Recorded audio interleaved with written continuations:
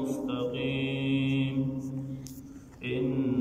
عبادي ليس لك عليهم سلطان إلا من اتبعك من الغاوين وإن جهنم لموعدهم أجمعين لها 7 أبواب لكل باب منهم جزء مقسوم. سورہ حجر 41 نمبر آیات تے 1 نمبر آیات دو سورة الحجر. دی آیات کے اللہ جل جلالہ فرمائی قال هذا وی فرمائل ہم دا یعنی دا اخلاص یا دا عبادت دا هذا یا دین مراد عبادت تے علی بماندت الی دا عبادت لا ردا ما طرفتا نیغا یا دا اخلاص لا ردا ما طرفتا مستقیم نیغا. هذا مشاولے عبادت هم گرزولی شی او اخلاص هم گرزولی شی او علی بمانده الی سرواقلا مطلب بیداشی قال اللہ فرمائل هذا دا اخلاص چه دے صراط دا لاردا علی ما بونده یا علی بمانده الی ما طرفتا مستقیم نیغلارا او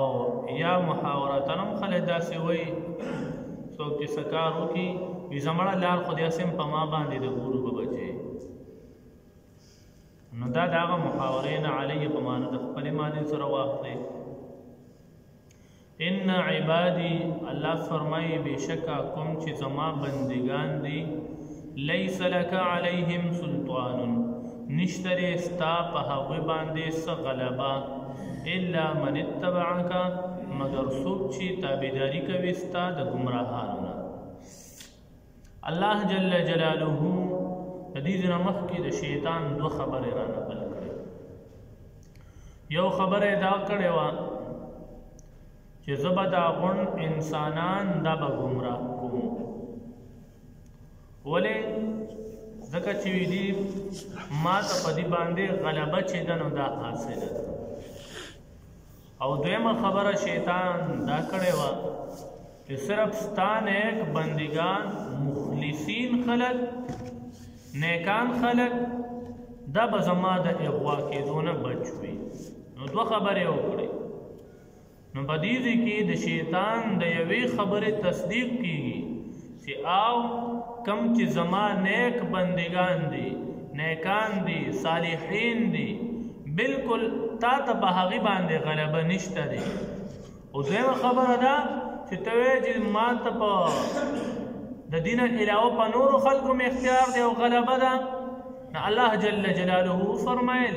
چی تا دا با دی پا اغوا کولو باندے دا دی خلقوں پا گمراہ کولو باندے ہم تا تا سا غلبہ چی دا نا دا نشتا دے. خودوی تا چی تا کمالار خواہی پا کمالار و تا دلالت کے نا دی پا خپل کسب سرا پا خپل فعل اختیاری سرستا پلارا باندے بسی نورستا پدی بانی ہیس سا غلبہ نشتا دے تاو پی غلبہ نشتا. آنچہ کم گمراہ خلق دے او ستا پلار باندے غی بخپل ازی ندغا گمراہ دی دانا چی ستا پاغی باندے غلبہ دا. دیر با خلق گمراہ ہوئی طول عمر با دا گمراہ بلار باندے تلی ہوئی خو چکل اللہ جل جلالہ دا غد نیک کول ارادہ و غواری نہ دا غنت صالح او بزرگ لو انسان دے نہ بیا جوڑ کے ولی دچ دا کم گناہونا کول دا کم بدکارے چی کولے نہ دا بخپل پیل سرا کولے بخپل کسب سرا کولے دا نہ چی شیطان تا پدے انسان مانے غلبہ حاصل ہو. الله فرمایل که زما نیکان نه دي مخلصین نه دي نه بیا هم تا ته په هغې غلبه نشته دی هغې که ګناهونه کوي نه په خپل فعل اختیاري سره به یې کوي په خپل کسب سره به یې کوي په یاد ساته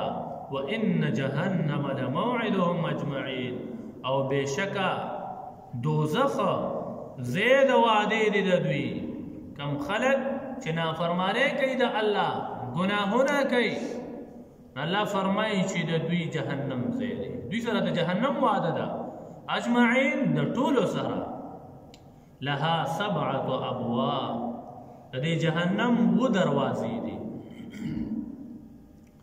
لکه څنګه چې د جنت 8 دروازې دي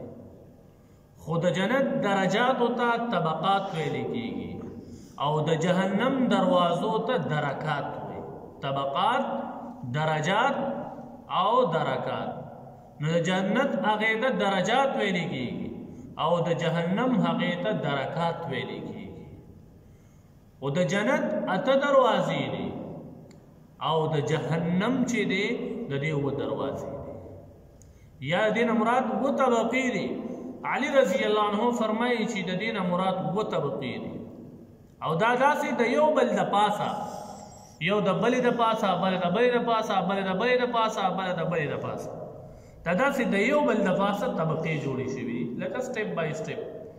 و جهنم دا الله تیار کړی دی د ټولو نه لومبي ته جهنم وایي عبدالله ابن عباس رضی الله عنهما فرمایي د ټولو نه لومبی چې کوم دی دې ته جهنم ویلی کېږي دویم نمبر کې لظا دریم نمبر ته حطمه وایي څلورم نمبر ته سقر وایي پنځم نمبر ته سعیر وایي او شپږم نمبر ته جحیم وایي اووم نمبر ته هاویه وایي هاویه دا د جهنم اووه نومونه دي د ټولو نه لومبی چې کوم د جهنم ویلی کېږي علي رضی الله عنه فرمایي چې په دې کې به ګناهګاره مسلمانان وي د دې امت چې کوم ګناهګاره دي کوم ګناهونه خلک کوي نو دوی به په جهنم کې پراته وي دویم نمبر کې لظا کې به عیسایان چې دي نو دا به پراته وي په دریم نمبر کې حطمه په دې کې به یهودیان پراته وي څلورم نمبر دې کې به صایبین د ستورو عبادت کوونکي پراته وي پنځم نمبر کې به مجوسیان پراته وي شپږم نمبر کې به مشرکین پراته وي په اووم نمبر کې به منافقین پراته وي دا اوسنۍ زمانې چې کوم منافقین دي تاسو ته به ځان په ظاهره مسلمانان ښیي لیکن حقیقت چې وګورئ دا به مسلمان نه وي لکه قادیانې دا کافر دی سوچه کافر دی مرتد دی ابلیس دی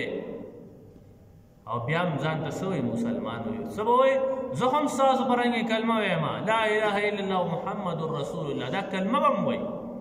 خو دا یاد ساتئ دې د محمد نه محمد صلی الله علیه وسلم مراد نه اخلي دې د مراد غلام احمد قادیانی مراد اخلي نو څومره ښکلې کورتۍ اچولې وي څومره ښکلې جامې به اچولې وي پټکي به یې والې وي لیکن دا منافقین دي دې به دقه هاویه ده دې وجه نه الله جل جلاله فرمایي وان المنافقین فی الدرک الاسفل من النار منافقین دا به د جهنم په اخره طبقه کې چې دی نو دا به پراته وي نو دا و د جهنم ونومونه بعضې مفسرین لیکي چې دا و جهنم الله جل جلاله ولې پیدا کړی دی نو اصل کې د ګناهونو اعضا چې دي نو دا و دي ګناهونه چې دي نو دا په و اعضاو سره کېږي یو په سترګو سره دویم په ژبې سره دریم په غوږونو سره څلورم په خېټې سره پنځم په شرمګا سره اووم په شپږم په لاسونو سره او اووم چې دی نو دا په خپو سره نو په اوو اعضاو سره د انسان نه ګناهونه کېږي دې وجې نه الله جل جلاله د جهنم هم اووه طبقې چې دی نو دا پیدا کړي او دویم وایي چې اصل کې په دنیا کې اووه قسمه خلک دي چې هغه څوک مسلمانان دي بیا په مسلمانانو کې کم ګناهګار دي